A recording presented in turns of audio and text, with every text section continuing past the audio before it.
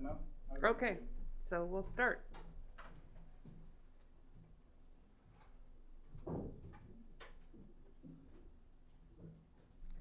Come back today, okay. So, hi, I'm Heidi Porter. This is Chris Moyer. We're here to talk to you about cybersecurity best practices. And if you looked at the description of this session, it talked about how we've been, going to a lot of security conferences, et cetera, and really delving into everything that comes up security-wise, which has been a lot lately. And just a little story about how this started was in 2016, one of our clients was ransomed. And we actually had a backup, so they didn't pay the ransom, and we just recovered the data. And we're going to talk about ransomware today at 2 o'clock. But after that happened, we started going to the DEF CON Cybersecurity Conference. We went the first year in 2017. And to go to that conference, you need to really look at your phone and device and travel security, because it's a conference of hackers and people are trying to test out their skills at hacking. And so, that was the beginning of really looking at some of this more in detail, the security of your devices at home and away. And then in 2018, I went to Russia on vacation with a friend, and there were some things going on. I can't remember exactly what, but the St. Petersburg embassy was closed down, the U.S. embassy, and we talked about it, and I made kind of a disaster recovery plan just in case, when you're traveling someplace like that, I had all that information, and could recover if something happened to one of my devices or one of my bank accounts or whatever. And then 2019 to 2022, obviously the amount of cyber attacks and phishing attempts and security dangers have only increased as we've started working even more so from home, away, in coffee shops, on planes, on trains, not so much when people weren't traveling. So that's how this all started. So who I am is I'm a co-owner of the Moyer Group, and I have a background in engineering, computer science, and have done various different things throughout my career. And I've spoken at DevCon or it was EngageU at the time, and at various conferences and user groups. And this is me playing my favorite sport, Ultimate Frisbee, just a couple years ago. So something you can still play when you're older. My name is Chris Moyer. I actually got started in FileMaker in the early 1990s as a sales engineer in Chicago. And so back then they had Claris CAD and HyperCard and MacWrite and all that kind of stuff. So I had a pretty broad portfolio, but all my questions were about FileMaker. So I learned about FileMaker out of necessity because everybody was asking me FileMaker questions. And so I did that until 1994. And then 1995, I started writing databases. I've co-written 3 books on FileMaker. There used to be a magazine in the United States called FileMaker Advisor Magazine. I was the technical editor for that. And I guess that's about it for that. So the agenda, there's a lot of breadth that we're covering here. And some of it you might know. I believe there'll be at least a few things you don't know. And if there's a lot you don't know, just take a couple things each day or week or month and try to start implementing them. So what you want to do is you want to reduce the number of attack vectors where people can compromise you and reduce your attack surface. So let's talk a bit about what that means. So an attack vector is the path that a hacker takes to exploit vulnerabilities in one of your digital devices or where you're accessing on a web or an app. And so you want to keep the attack surface as small as possible as a basic security measure.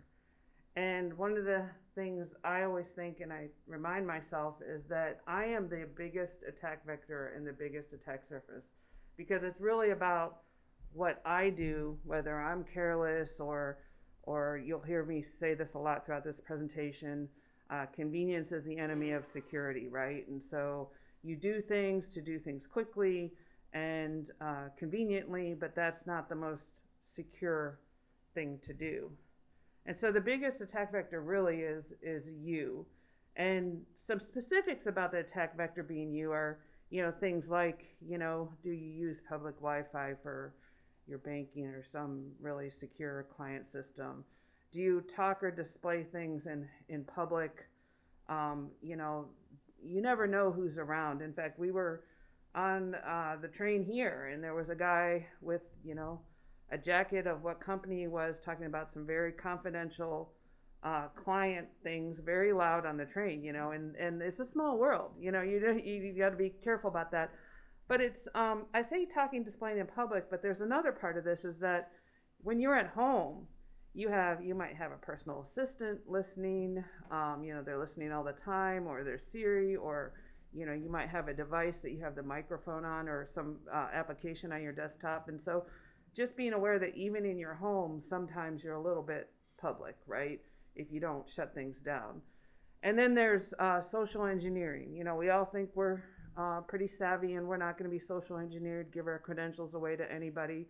But email phishing is actually a form of social engineering, because they're fooling you by making, you know, a link or a site that looks like, or even is, the real site, and you click on it and go to a nefarious website. So those are a couple things, big things about the attack vector being you, that you can kind of just start to, you know, be more aware of if you're not already aware of it. And again, convenience is the enemy of security. So, and then there's another thing, and I'm going to let Chris talk about this a little more, is saved networks, and why this is important. And it is convenient to have your saved networks, but it's also very dangerous. How many, just quick show of hands, how many of you have multiple Wi-Fi networks saved on your phone or your laptop or what have you? A bunch of you. And so, do you all know how the auto join feature works? Basically, when you roll into the airport or a coffee shop or what have you, your device starts going, hey, is anybody here? Here are all the networks I've ever been to. Are any of you here? And so if you have 20 saved networks, it starts vomiting 20 saved networks out into the air to see if anybody's home. And then if it finds a match, it'll go, it's the airport, I'm going to auto join the airport network. But you have just leaked all of the organizations you have visited or worked for or something like that, and just sort of put them out onto the ether. So when you have auto join turned on, you are sharing all of your stored SSIDs with anybody who might want to listen. And if someone's in an airport or a coffee shop or something like that, that's a great way to do reconnaissance. So if I was interested in breaking into a company, I might go to a coffee shop that was nearby that company and just sort of sit there with, there's a Wi-Fi device called a Pineapple that can just sort of listen for activity. And I could find very easily employees of that company, capture their credentials, and then go drive to the parking lot of that company, sign in as that person, off we go. And so auto join makes your life convenient, but auto join makes you leak information about the networks you visit. So you become an attack surface, you become an attack vector. And so,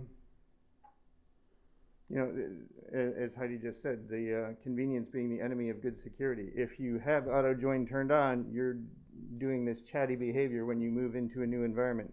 And so shutting that off and just deliberately joining a network manually, which is less fun and less convenient, is actually much more secure.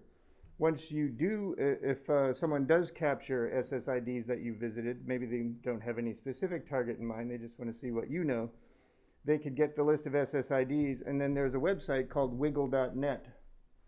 And you can just punch in the SSID here, and it'll say, here's where that SSID lives, and give you a street map and an address. And so they could actually locate an organization, or even your home Wi-Fi if you have your home Wi-Fi listed there. So you can be found, organizations you visit can be found just by searching for on wiggle.net. So how do you mitigate this? I think this is me, yes. On your Mac, you would uncheck the Ask to Join, manually select SSIDs to join them, automatically join only known networks. On Android, you can turn off your connection to public networks, forget connection details. And on the iPhone, it's Ask to Join, turn it off, or notify, you know, basically have it ask you before it does anything. And then Windows, there's a variety of techniques to deal with this on the Windows platform. So there's a link here that gives you much more detail. Oh, I wanted to add something at the beginning of, so how this presentation started was I kept telling people things, right? And I thought this should be a presentation. So I started it and it gave it for kind of a half technical, non-technical audience. And then I thought this would be great for, FileMaker user group. And so it just kept evolving dynamically, which is a really important point about security is it's not a one and done, right? Even if you did everything in here, you need to keep evolving because the forces of evil are well funded, as Stephen Blackwell says, if y'all know him. And, it's a constantly evolving threat, and there's a lot of money to be made. And so if at the end, if you have things to add, that'd be great because this is a dynamically evolving presentation. And as it's evolved, like Chris keeps up on InfoSec Twitter, every time we hear a hack, we look at how this happened and what could be done to mitigate it, and we continue to add to the presentation. So just that little note, if you take any notes, if you want to add something at the end. So traveling near and far, we're going to start out with we're starting out with kind of general across all devices, best practices, starting with you and what you do. So when not needed, turn off Bluetooth and Wi-Fi, because that just reduces your attack vector service. Like I turn off Wi-Fi when I go to bed at night on my phone or and shut down our computers. Beware of public charging stations. I don't know if everyone knows this, but they can inject nefarious malware. Beware of random USB drives. Make sure you trust a person, just like what you want to trust an email before you click a link. Be sure you trust the person who's giving you a USB drive, for free, for sure. And then there's something, how many people are familiar with an OMG cable, what that is? So we have a link here, but it's basically a cable that can inject malware. And there's a picture of it right here. It says OMG on it. So maybe that would give you a clue, but someone could, wipe that out. And then when you're traveling, I don't know how many people have RFID protectors on their purses. I do. Or use Faraday bags for, to keep things protected. Another thing is, you want to have redundancies for everything, and we'll talk about this with in different areas. Like, if you're traveling, you really need your information. Like our presentations, of course, we wanted backups of somewhere just in case something happened. You might want a backup of your entire computer when you travel at BitLocker or FileVault. Or important documents. And if something is critical, have a backup device. Like I always have a backup phone with me because if something happened to my phone, I want to be able to restore my 2FA and some apps that I need on my phone. Okay. And then privacy. People, I don't know if this is true in Europe, but people in the US often think of privacy as you're doing something wrong. You're, doing something, but privacy is really about, you choose what you want to reveal, that services and companies are not just coming in, getting your information whenever you want it. And I know the EU has some laws and rules around this, but on a lot of our devices, they're tracking our location. They have cameras and different listening devices, and so you might want to turn off some of this stuff so that the different services or apps, aren't using all your information for whatever they use it for. And then another thing is temporary emails or phone numbers are nice sometimes. For example, if you go to a trade show and you drop your card in different booths or write down your information, then you can't enter the phone or you get lots of email. And so those are useful things to have separate emails for, these different times when you don't want to get that into your main email or into your main phone number. And you can easily get temporary phones or emails for free. And then another thing to consider is, sometimes you might want different laptops or phones for work or home, depending on what kind of work you do. And that's inconvenient to have 2 phones or 2 laptops, but it can help just keep things more secure. And we'll talk about a hack related to that later. Okay. Is that me? Yep. So to that idea of privacy and being tracked, is anyone know what an IMSI catcher is? Stingray, you might have heard of them. Stingray. So if there is a population of people that some perhaps government authority might want to keep track of, maybe they don't like radicals at a university or something like that, they can stand up a temporary cell phone tower and start, powering it sufficiently so that cell phones will say, there's the strongest tower, and connect to it. And in this way, they can keep track of which phone devices are in that area and track the movements of people near this. And so it's fairly common for like near immigration, popular spots, universities, things like that. In the US, it's not uncommon for MC captures to appear around protests and things like that, so they can identify everybody in the crowd at a protest, especially if people are posting to social media. Now you have really nice correlations, like, this person there, we track them there. And, at DEF CON, someone did a map of all the cell phone towers around DEF CON like 2 weeks before the conference and then during the conference, and there were like 15 additional cell phone towers that appeared around DEF CON. So the FBI is certainly keeping tabs on everybody who's in Las Vegas that week. So that's something that a lot of people don't think of. And there's actually, years ago when Wi-Fi first started becoming prevalent, some people went around doing war driving, and they would just sort of drive around and capture SSIDs, and that's how that Wiggle site gets populated with information. But there are also people who do IMSI catching war driver, and so they're monitoring the monitors and just driving around collecting IMSI tower information so they can sort of out these people and say, watch out over there, someone's keeping an eye on you. So anyway, small digression, but I just wanted to share that. Device protection. So everyone knows that, as new, especially security updates, but in general, software updates contain a lot of bug fixes, security patches, things like that. Does everyone know the concept of a 0 day?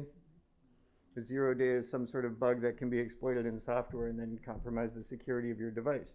And so it's very important to stay on top of your software patches to make sure that you keep vulnerable software, with as small a time frame on your device as you can. Antivirus stuff is kind of a no-brainer. There's a good article on firewalls here. A lot of devices, like this one, are set to wake on a network ping. So if I have my laptop sleeping at night and then something comes in over the wire, it'll go, hey, I'm awake, and answer my email or whatever it happens to be. So you might want to consider either turning that off, if it's convenient to do so, or just completely powering down at night, because someone may be trying to wake your device up and talk to it while you're sleeping. So be aware of that. And then a firmware password. It's not uncommon for hackers to actually try and write to the kernel and get into your firmware. And so it would be great if you protected that with a password to make sure that doesn't happen. Can I add one more thing on Sure. here? So the other thing, it's in big caps, but updating virus database. You don't want to, when you get a virus, then have to update the virus database, and maybe it doesn't quarantine the virus you just got, right? You're running the antivirus, the virus is already in there, it doesn't know about it. So it's not really part of security, but in general, it's good to check your backups that you have each month or something like that. So, on your computer. And so if you have a reminder to check your backups to make sure they're okay every month, it might be good to update your virus database each month or even each week. Just run the update on your virus database as a normal weekly maintenance so that you keep it up to date. And I think that's even more important to do more frequently these days. I'm sure there's a mix of Mac and Windows users here, but for the Mac users here, anybody use Time Machine? When was the last time you verified that? A, it was backing up recently, and B, that you could actually get something back off of that and just sort of test drive the fact that that works. And so these are things that we sort of take for granted, like, well, it looks like it's working, so I'm probably good, but it's always a great idea. And the same for FileMaker backups. Every now and then, probably once a month, you should do a random sample. Grab a backup file. Does this open? Is it uncorrupted? Those sorts of things. There was I don't think it's an apocryphal story, but there was a story several years ago now, 5 or 6 years ago, where the FileMaker developer was unhappy with his circumstances at the company. So he turned on encryption at rest and did not share the password with the person, left the company. 8 months later, they had to restart the server for some reason, apply a backup, and all of a sudden they couldn't open their database, and all of their backups had this encryption at rest password on it, and that no one had any idea how to get into this. So, test drive your backups. And update your virus databases regularly. I believe this is you. Oh, it is? Okay. So, just some more best practices. Your locking screen. How many people have looked at what's enabled when their screen is locked? Because Siri might be still listening, etc.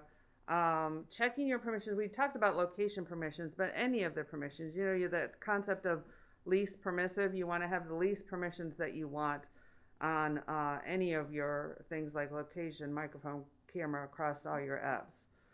And then backing up data, you know, encrypt it before saving it to the cloud, and have immutable backups where they can't be changed by a nefarious attacker. Is this me? Yep. All right, so I probably get, everyone knows what a phishing email is. You know, someone saying, I'm from LinkedIn, or I'm from your bank, or I'm from GoDaddy, or whoever your internet provider is. Don't click email links You need to unless update you're it. positive. Yeah, I mean, just be super careful. I probably get 3 to 4 phishing attacks per day. And so it's just always there. And I never click on a link in an email anymore.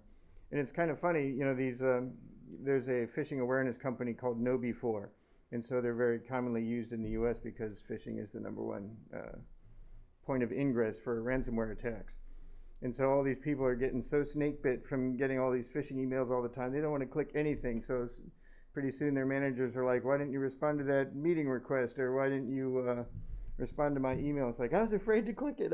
So now people are like missing meetings and not responding to emails. And so there's obviously a balance that needs to be struck because it's having some unintended consequences and actually hampering communication within organizations. Well, and that's an education thing. Yes. Because they can respond to an email. So anyway, and That's a dog ate my homework. yes, but an effective one because. So this is all common sense stuff. Don't click on links and things. You should, you know, go to the website directly and type things in directly. You know, if you want to get a new download from FileMaker, say, go to the download sections on FileMaker. Don't click the link. When you download apps these days, typically you have to enter an admin credential to install it, and so that's a vulnerability point. And so if you get the wrong version of an app or an app that's been infected with malware, that's the point where you just given it the keys to the front door. So you need to be very careful that you have what you think you have. And sort of along those lines, in this concept of 0 days, yep. Yeah, there was a brilliant example actually a few years ago. A company designing network surveillance software called SolarWinds. Yeah. They also do updates, so you can, as a subscriber to that software, get automatic updates. But the hackers have compromised the update server. So when you run that automatic update, you actually got hacked. Yeah. Yep. Yeah. That's a very interesting concept because actually people doing what we're talking to keep automatic updates going, update whenever you get it. But they had a default password in the update server of, I think, SolarWinds 123. Yeah. Whoops. Yeah. You're very interesting as my terrifying. So Yeah. if you can't even trust the vendor anymore, then you got real problems. Exactly. And they're some of the big guys in that industry, or were at least at the time. Yeah, I think Kaseya just recently had a similar attack problem. Let's see. Oh, so apps you don't use anymore. If you went through your applications folder, I'm guessing you would probably find 1 or 2 things that you haven't looked at in a year or 2 or 3. Maybe you needed it for some little thing you were working on and then you haven't touched it since. You should probably get that stuff off of there because, you know, as time Just goes another by, attack vector. and it, you know, some vulnerability is discovered, you may have a problem with it. So try and keep your stuff fresh, and if you're not using it, you might consider dumping it. Does anyone have a sandbox machine or a VM or anything where they test iffy stuff out in? It's a good idea. And another thing that we're going to be talking about this afternoon is the idea of a honeypot. Is anyone familiar with that? What's a honeypot? It's like you set out a fake, easy compromisable machine, and then the hackers are swarming around it, just like bees around a pot of honey. And then the hackers actually disclose that they have seen you, and they also disclose their methods to you. Yeah, it's an American expression, a canary in the coal mine. Like if you go down the mine with the bird and the bird dies, then you probably have problems and you should get out of the mine. And so having a honeypot that alerts if it's accessed just stick a Raspberry Pi on your network and just leave it there with some sort of notification. So all of a sudden, if something's in your Raspberry Pi honeypot, they're in your network, and now you have a problem, whereas sometimes you might just not even know. So this idea of having, sort of a safe thing to test new software in, just to make sure, a sandbox, a isolated VM, and as much as you can, run as standard user as opposed to admin. Obviously, when you install software and you have to authenticate as admin, that's your vulnerability point, so you should be extra vigilant at that point in time. One other thing you can do is that I found really easy to do, especially if you travel some, is just to spin up a AWS or whatever cloud provider you're using. Spin up an instance of that to use as a sandbox. That's pretty easy to do and not that expensive for some things like Ubuntu or Windows. Yeah, especially if you just need it for 30 minutes or something to test something out, and then you can sort of mothball it again. That's nice. This is a pretty well-known chart. I believe we saw this yesterday, and we thought, well, shoot, we had that chart in our thing too. So we thought we would grab the 2020 version and the 2022 version, and that way you can see how, GPUs are sort of the resource that people use for Hashcat, which is a hash password cracking utility.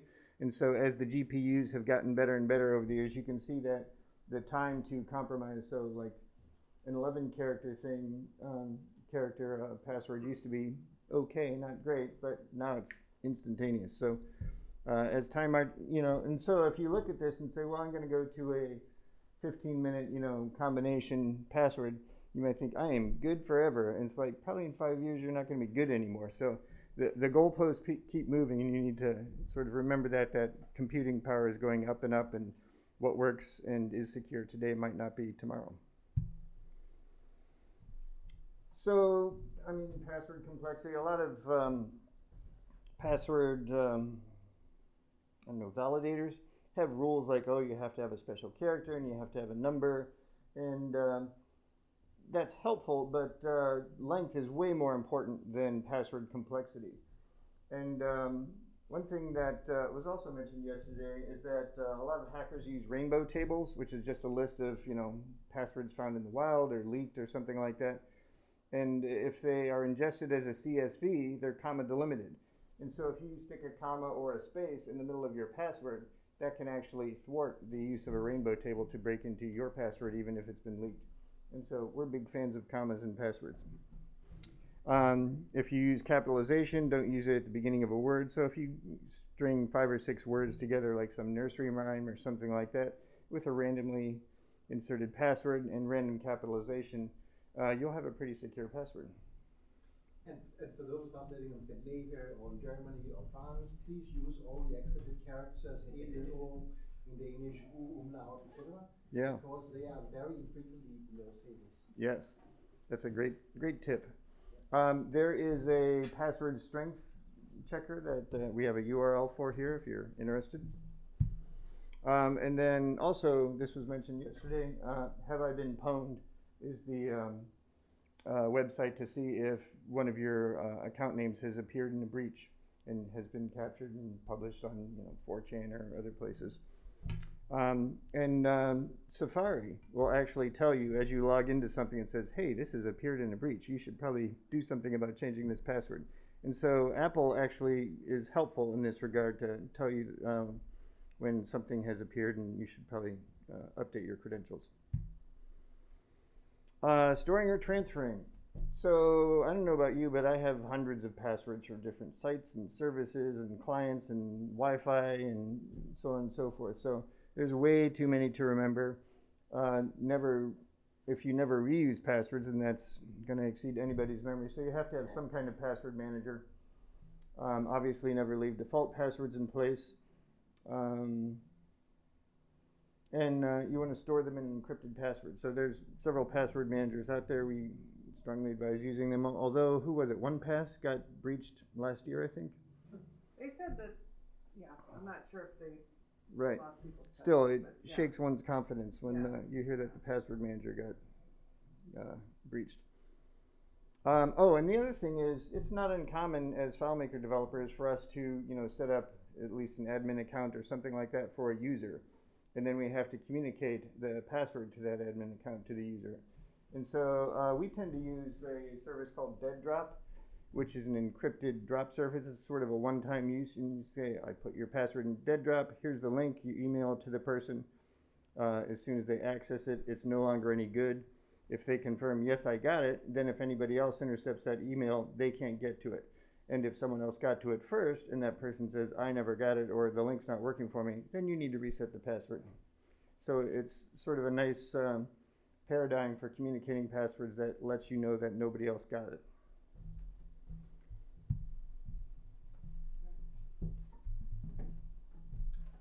So, Sorry, you said password can be in the FileMaker database, and you say that it's the same as the password like Git1 or.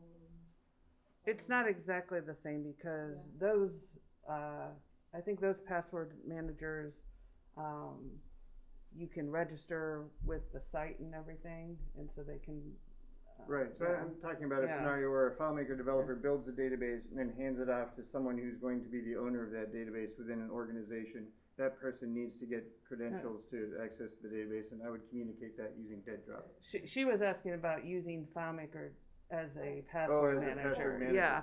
And so it doesn't have all the features of a lot of these other password managers, but you know. It's secure enough, you think? So yeah, I have my password manager in FileMaker because I don't trust all those cloud services. Yeah. And you know, encryption at rest is a no-brainer. Making sure you don't use admin as a username. Use some alternative to that. And so just sort of block the obvious points of entry. And I think FileMaker makes a reasonably secure password manager. Okay. Just one comment on the password. I have my own particular structure with like user spaces and things like that. On the end of every password, I have a 3-letter suffix that will tell me where that password is used. So if anything gets breached, I can trace back to where the breach came from. Oh, interesting. Interesting. It's really, we take a note of that. I like that. Yeah. All right. About backing up your password management tool database, do you have any suggestions for doing that? If you export all your entries regularly, you want to store them in a secure place. And I don't know, if you turn to going to like a bank vault or something, you probably won't do it that often. You can put it in a FileMaker file, I guess, and encrypt it really hard. Yeah. Yeah. Is that a good option? Yeah. Yeah, That's what I do. Yep. Yeah. Yeah.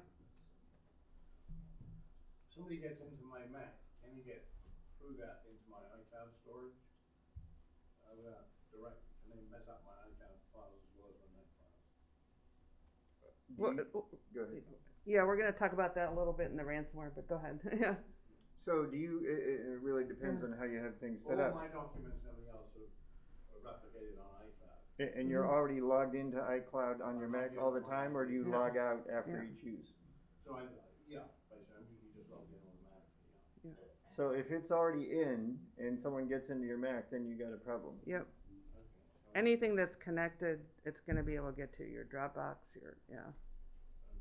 So there's no, I mean, I think Apple, there's no way to get directly into it. Apple's pretty good at protecting it, except for my Apple ID. Right, and the same goes for things like Dropbox. If you're always Yep. logged into Dropbox, then Yep. it's just an additional drive that Yep. you have access to. Yep. All right, so multi-factor authentication, I already talked about that a little bit yesterday too. Does everyone know what this is? It's 2 out of 3 of what you know, so it's usually starting with a password these days, or password or a PIN. What you have, a hardware key, or a smart card or a phone, and what you are, like a biometric. And I can talk about that a little bit later. Biometrics can be hacked. There's a whole presentation that Neo4j just did on this, and it's terrifying. But anyways, one of the things on 2FA is it's not recommended to use SMS or text. And the problem is that a lot of applications only have, and I think especially in the US legacy finance organizations, usually only have SMS or text. They don't allow you to use an authenticator app or biometrics. And so your only choice is SMS and text, which is more easily hackable. So a better option is authenticator apps, which generate one-time passcodes. And again, this is highly inconvenient, MFA is, right? You tell your password, now you got to do your authenticator app, but you start to get used to it and it's not as inconvenient. One really important point is to use an authenticator app that allows you to back up. So like Authy, you have a passphrase that you need to store in a password manager or wherever you do. And if I lost a phone with Authy on it, I just get another phone, put in my passphrase, and it'll bring up all my registered 2FA for Authy. Now, some problems with some of these, the more popular 2FA apps is, one thing is Twilio Authy requires your phone number, which could open you up to some kind of SIM card swap fraud. And the initial setup is SMS as opposed to like the app. Microsoft Authenticator actually can't be transferred if you switch phones to Android, which I know a lot of Europeans use. It's backed up to iCloud, so that's difficult. And then Google Authenticator, I've used Google Authenticator, and the problem with Google Authenticator is it doesn't have any backup. You can transfer it to another phone, and so if you have someone you trust, so basically Chris and I have backed up our Google Authenticators to each other because there is no backup, and that's one of the more popular authentication apps. It's pretty easy too, because Yeah. it'll just pop up a QR phone on your exporting device. You read it from the other device, and everything that you had gets moved into your authenticator on the new device. Yeah, it's just you don't have, like Authy has a backup phrase, and that's how you can restore everything. And then Microsoft Authenticator, which I haven't used, so I haven't actually verified this one, is backed up to iCloud. So, and one thing I wanted to jump in on, I think I just saw a news article that said France has just passed a law that says you have to unlock your device if, say, the Border Patrol or whoever wants you to do so using biometric or password or anything. You can't say no. And so this idea of, you know, keeping your password manager in a cloud service that your phone might be attached to is problematic if, you know, Border Patrol personnel can force you to unlock your device and give you access to all those passwords. And so that's why I'm a little leery of putting stuff in the cloud if the cloud is, you know, omnipresent on all my devices. Well, and I'll go on a digression too of this hacking biometrics, and I can add the link to the resources or post it on somewhere. But you can look it up at KnowBe4. It talked about how to make biometrics really work, you don't store the full fingerprint or the full pixelation of the face.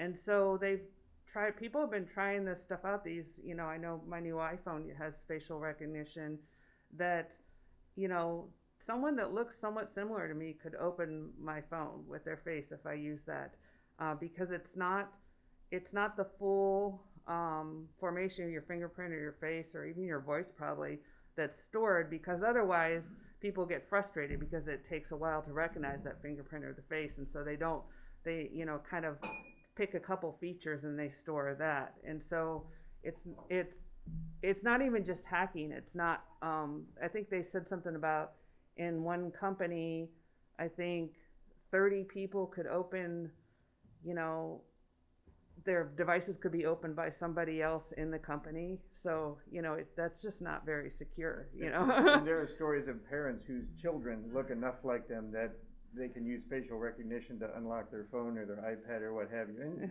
that's not surprising, but, and some people have printed 3D versions of their face in a rubber mask and stuff like that and hold it up to the phone and that'll work, or hold a picture of yourself up to a phone. And so some of these are better than others. Apple's actually tends to be better than most, but you know, these services that are using biometrics, a lot of them can be fooled without too much trouble. Yeah. So it's not a silver bullet. Yep. Okay, so the best option for 2FA is actually to use a hardware key, which is even more inconvenient, right? You have to have an extra device, and so this is a YubiKey hardware key, and basically this one can work with NFC, or you can plug it in, and for your second factor you just click this button and that's your second factor of authentication. And there's different, you can use NFC, Bluetooth, plug it in, etc. And the way you have a backup of this is you buy a second one, and they sell them like in twos. And you register the main one and the backup one as your second factor authentication. So I use this for things that I want to be really secure, use a hardware key. And one of the reasons I'm talking about these different levels of hardware keys is because, this is pretty unhackable.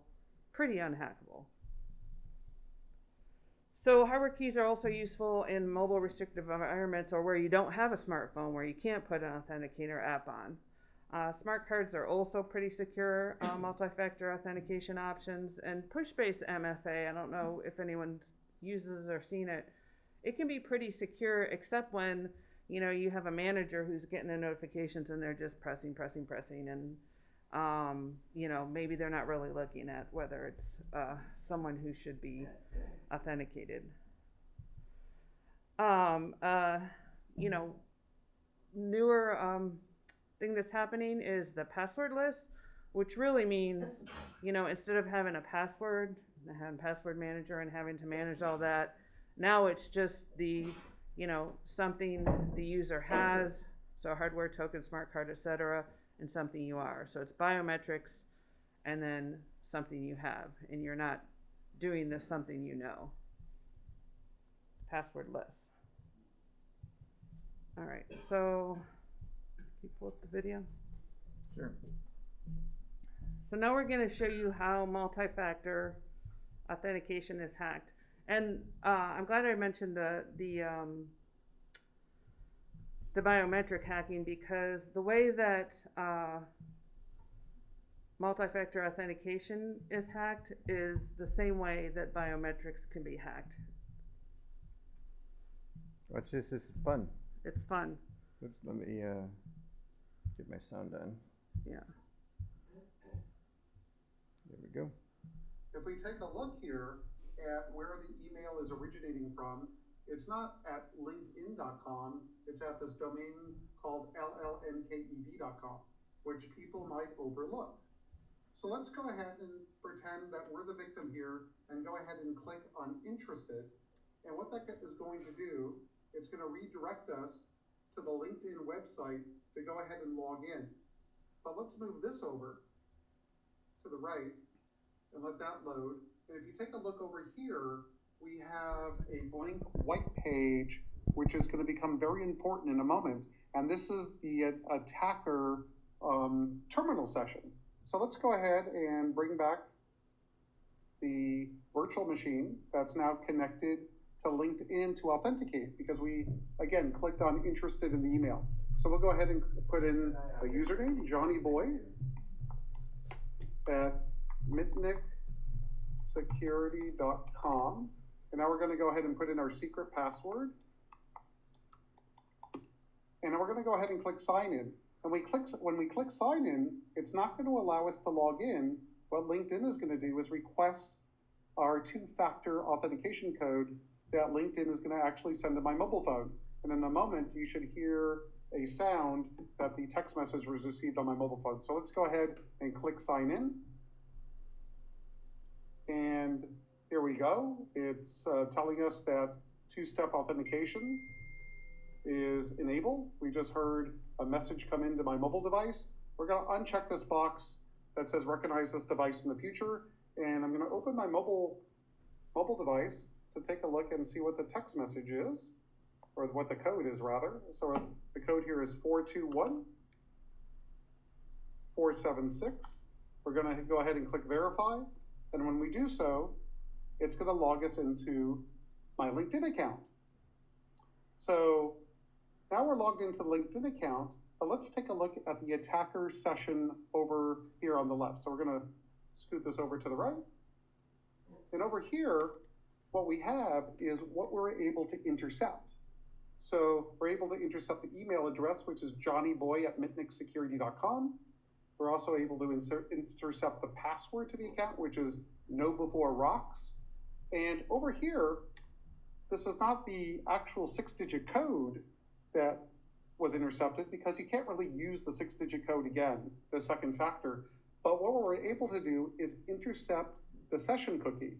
And if you're able to steal the session cookie, or if rather the attacker is able to do so, they don't even need your username or password or second factor code. They could simply load the session key into a browser and they actually become you. So let me show you how this works. We're going to highlight the cookie. We're going to copy it to the clipboard, and then we're simply going to open up Chrome in incognito mode. And incognito mode just means with privacy. So now we're going to go to the real LinkedIn website. When we go here, obviously we're not authenticated. Now it's, wants us to log in with our credentials, but we don't have to do so. We're going to go ahead and go into developer tools. We're going to go into the console, and what we're going to paste into the console is the session cookie that we stole from the victim, which was myself, by the way. I'm going to enter it. I'm going to head and close the session. Now, all I simply have to do to be logged into the victim's account with their session cookie is simply hit refresh now. So I hit refresh, and here we are. We're logged in, or rather hacked my own account. Pretty terrifying, huh? Yeah, that's not scary at all.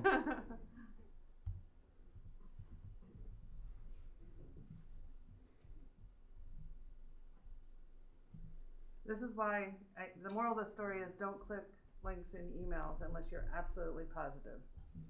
And that was two-factor authentication there. Yeah. You had the password and the code sent to the phone. Doesn't matter.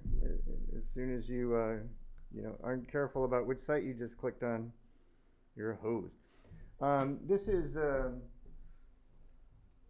standard for phishing resistance. It's AA level 3. There's an AA level 1, which is single factor like password. AA level 2 is two-factor, and AA level 3 is two-factor, one of which is a hardware key, minimum two-factor. So if you have a UB key, then you can get to this level. So this is more phishing resistant than something else. So even if you have a UB key requirement and the attacker had captured your cookie but doesn't have your UB key required to authenticate, then you're in, it's not impossible, but it's harder. Let's put it that way. And so the moral of the story is always scrutinize your email links inside there. And, in that case, if you use LL LinkedIn as opposed to LI LinkedIn, that was the difference. And that's really hard to spot unless you take a close look at it. You have a thought? I was going to mention that. So this Roger Grimes has a whole book on hacking multi-factor authentication. And he also has a list on LinkedIn here, this link, of what, for things you really, really need to keep secure. Look at his list of the best MFA. I mean, anything's hackable, but, the more you can reduce your risk is good. Okay, so emails, we've sort of beaten this to death at this point, but never click on links in emails. Always go directly to the website, type things in. Free email services for your business, anything that's free, then you are the product. So you should be aware that your information is for sale and that kind of thing. If you want to have encrypted web mail, mail envelope is an option. We talked about have I been pwned. I think that's sort of all stuff we've covered at this point. Here's some additional secure email services: Proton Mail, Secure Mail, Gorilla Mail. These are some additional ones, and so I don't know how paranoid you want to get about your email security, but there's several options. Do you want to add anything? The only one that we've tried out here is I use Proton Mail, and you can actually, if you forget your password and you haven't had some kind of way to recover that they can verify, all of your past emails encrypted. So if you just wanted to burn your email, encrypted or whatever, you can just do that with these because it's totally encrypted. So that's an interesting idea. You wind up in an airport in a hostile country who's trying to force you to open your devices. You just contact Proton Mail. I'd like to reset my password. Boom, your entire password your email history gets encrypted. Got it. Yeah, because you don't have another backup method, recovery method. This is you. Oh, okay. So another way you can communicate securely, for sending passwords or whatever you want to talk about securely, is using messaging apps these days. So I don't know if everyone knew, but the paid Slack is actually encrypted. The unpaid free Slack, and this is again, if things are free, you a lot of times get what you pay for, right? So Signal can be useful, Telegram, other people might know about other ones, WhatsApp, and then paid Slack. You have another one? Yeah, no, it was regards to Slack. If you're in different organizations and one of the parts is having the paid plan and the other's not, do you know, would that be encrypted? Oh, that's an interesting question. So one part of organization is paid Slack and the other part is unpaid Slack? I do not know. I don't know if anyone else does. Yeah. No, but isn't iMessage also encrypted? Yes. Yes. Yeah, so I should have written that one down because we're all no Mac, yeah. And WhatsApp, owned by Facebook, or owned by Meta, right? Didn't they buy WhatsApp it? is. Did they buy it? No? Is that what happened? Yes. Okay. It's good, but I wouldn't really trust it. Okay. Fair point. I think the That's- trick with WhatsApp is that it's encrypted if it's a one-to-one communication, but when it turns into a group communication, it's not encrypted anymore. At least that's how it used to be set up. Yeah. And with Telegram, there's similar types of things where some things, are and some things aren't. But, so you should look at that if you need to send something encrypted. And Like do a things change, so secret chat, and things change all the time, right? So you could start using an application and they change how it works, right? Either because of regulations or because of what they, yeah. Change in ownership, yes, that's a recent topic on Twitter. So, so we talked about email. Now let's go over to web security. Obviously, always use HTTPS. Saving credentials and passwords in browsers. I do it. It's not recommended. And one of the situations that we saw earlier this year was this issue with this. That's not that big, but with Google, you can have a preference where you sync from work to home. And what happened was somebody was in a workplace and they logged into their personal email, and it, so the browser syncs everything from work to home. And then they were, workplaces have all these extra security mechanisms and firewalls, etc. But at home, you don't so much. And so then the person was at home, right? And they were phished at home, but it was able to gain access to all their work credentials. And so that was, the workplace was hacked. Was that the SolarWinds? It was one of the. No, it was Uber. Was it Uber or was it? It was a famous breach that I don't recently happened. yeah, Yes, they yeah. had Google sync their saved credentials across all devices, and boom, they went home, and they had been hacked at home, and off they went. Yeah, we don't want to say the wrong company, so ignore those two things in case that wasn't one of them. Notifications, you get notifications up in the corner of your web browser, and I don't know how many people have seen ones that says, optimization, something, which is normally a hacker, and you don't want to click on it if it's this, download optimization software thing. But if you have a lot of notifications come up in your web browser and you're used to like shutting them maybe, you could click on something by accident. So my advice is to kind of shut off web notifications that you don't need. You also get, where you don't pay attention to them if there's too many. So only have the web push notifications that you really need to do your business in your personal life. And then again, privacy, your information should be yours until you choose to share it. Searching using something like DuckDuckGo or a browser like Tor, Brave, or Firefox. And also, when you're going from site to site or sharing links with people, taking off some of the tracking suffixes on the URL so it doesn't, if you, an easy example is like Twitter. If you share a link on Twitter, everything after the question mark, they are pulling that to link you with the other user with their algorithms. And then ad blocking for your browser can also be useful, especially so you don't click on anything nefarious. Oh, is this me too? All right. And then phone and iPad specific security. So make your PIN code, your passcode, longer. That would be important. And also have, a lock after a certain number of failed attempts. What was the hack we just saw the other day with the, it was the key code entry. Yeah, I think you read more about door that. access, like little keypad stuff. Those, and I forget the name of it, but they're used by like the White House in the U.S. and like UK Parliament, secure yeah. places. UK Parliament. But it's the keypad entry stuff, and they do not have any sort of limiters on there. You could try thousands of combinations, and it'll never lock you out. And so anything that doesn't have any sort of limiter on it is problematic. Well, and I think they were only using 4-number passcodes, or they allow that, and so that just takes like 10,000 it's not very much that a nefarious actor has to try to get the proper passcode and just keep going because they had nothing that said stop after 10 attempts. This regularly change your iCloud and iTunes passwords.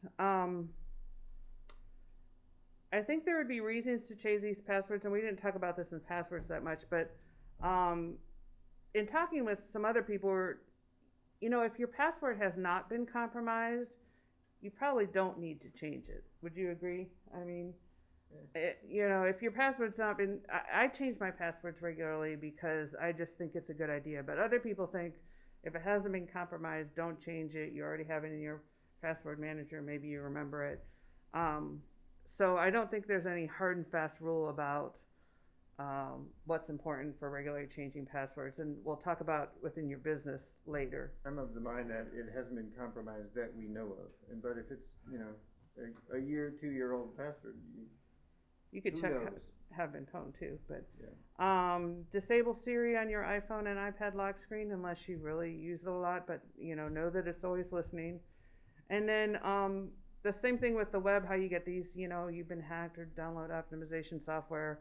Those are usually fake messages. If it's really hacked, you'll see unfamiliar apps running, or things will continually run, or things will slow down. So just be careful of those things.